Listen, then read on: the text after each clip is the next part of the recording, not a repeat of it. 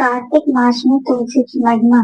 ब्रह्मा जी कहते हैं कि कार्तिक मास में जो भक्त प्रातः काल स्नान करके पवित्र हो कोमल तुलसी दल से भगवान दामोदर की पूजा करते हैं वे निश्चय ही मोक्ष पाते हैं। पूर्व काल में भक्त विष्णुदास भक्ति पूर्वक तुलसी पूजन से शीघ्र ही भगवान के धाम को चला गया। राजा चोल अपनी उसकी तुलना में गौण हो गए। तुलसी से भगवान की पूजा पाप का नाश और पुण्य की वृद्धि करने वाली है। अपनी लगाई हुई तुलसी जितना ही अपने मूल का विस्तार करती है उतने ही सहस्त्र युगों तक मनुष्य ब्रह्मलोक में प्रतिष्ठित रहता है। यदि कोई तुलसी संयुक्त जल से स्नान करता है तो वह पाप मुक्त हो आनंद का अनुभव करता है। जिसके घर में तुलसी का पौधा विद्यमान है उसका घर तीर्थ के समान है, वहाँ यमराज के दूत नहीं जाते। जो मनुष्य तुलसी काष्ठ संयुक्त गंध धारण करता है क्रियमाण पाप उसके शरीर का स्पर्श नहीं करते। जहाँ तुलसी वन की छाया हो वहीं पर पितरों की तृप्ति के लिए श्राद्ध करना चाहिए।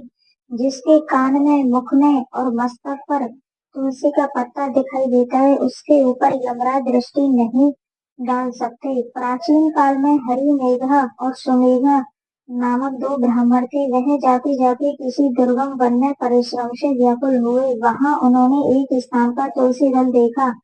सुमेधा ने तुलसी का महान वन देखकर उसकी परिक्रमा की और भक्ति पूर्वक प्रणाम किया।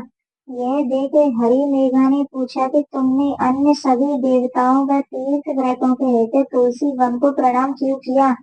तो सुमेधा ने बताया कि प्राचीन काल में जब दुर्वासा के शाप से इंद्र का ऐश्वर्य छिन गया तब देवताओं और असुरों ने मिलकर समुद्र मंथन किया तो धन्वंतरी रूप भगवान श्री हरि और दिव्य औषधि प्रकट हुई। उन दिव्य औषधियों में मंडलाकार तुलसी उत्पन्न हुई जिसे ब्रह्मा आदि देवताओं ने श्री हरि को समर्पित कर दिया। भगवान ने उसे ग्रहण कर लिया। भगवान नारायण संसार के रक्षक और तुलसी उनकी प्रियतमा है इसलिए मैंने उनको प्रणाम किया है। सुमेधा इस प्रकार कह भी रहे थे कि सूर्य के समान अत्यंत तेजस्वी विशाल विमान उनके निकट उतरा। उन दोनों के समक्ष ही वहां एक बरगद का वृक्ष गिर पड़ा। उसमें से दो दिव्य पुरुष प्रकट हुए। उन दोनों ने हरि मेघा और सुमेधा को प्रणाम किया। उन दोनों ब्राह्मणों ने उनसे पूछा कि आप कौन हैं? तब उनमें से जो बड़ा था वह बोला मेरा नाम आस्तिक है। एक दिन मैं नंदन वन में पर्वत पर क्रीड़ा करने गया था तो देवांगनाओं ने मेरे साथ इच्छा अनुसार विवाह किया। उस समय उन युवतियों के हार के मोती टूटकर तपस्या करते हुए लोमस ऋषि पर गिर पड़े। यह देखकर मुनि को क्रोध आया। उन्होंने सोचा कि स्त्रियों तो परतंत्र होती हैं अतः उनका अपराध नहीं, दुराचारी आस्तिक ही शाप के योग्य है। ऐसा सोचकर उन्होंने मुझे शापित किया। अरे तू ब्रह्म राक्षस होकर बरगद के पेड़ पर निवास कर।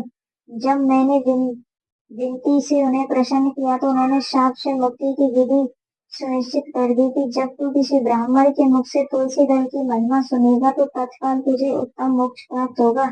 इस प्रकार मुक्ति का शाप पाकर मैं चिरकाल से इस वट वृक्ष पर निवास करता था। आज देव बस आपके दर्शन से मेरा छुटकारा हुआ है। तत्पश्चात मैं ये दोनों श्रेष्ठ ब्राह्मण परस्पर पुण्यमयी तुलसी की प्रशंसा करते हुए तीर्थ यात्रा को चल दिए। इसलिए भगवान विष्णु को प्रसन्नता देने वाले इस कार्तिक मास में तुलसी की पूजा अवश्य करनी चाहिए। बोलिए तुलसी माता की जय।